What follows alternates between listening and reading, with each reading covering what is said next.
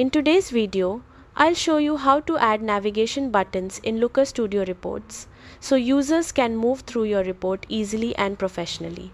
Start by opening your web browser and searching for Looker Studio. Open the official site and log in to your account. Once you're logged in, open the report where you want to add navigation buttons and make sure it's in edit mode. Next, look at the top toolbar and click on Add a Control. From the drop-down, select Button. This will place a button directly onto your report canvas. With the button selected, move to the Properties panel on the right side.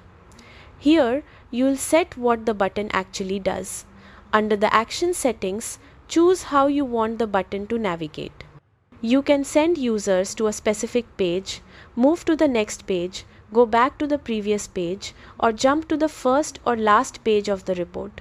After setting the action, click on the button itself and enter the text that will appear on it. This could be something like Next Page, Back, or Go to Overview. Clear button text helps users understand exactly where they'll be taken. Finally, customize the button's appearance using the style options in the Properties panel.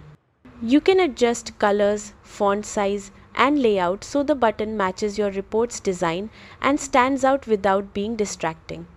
That's it.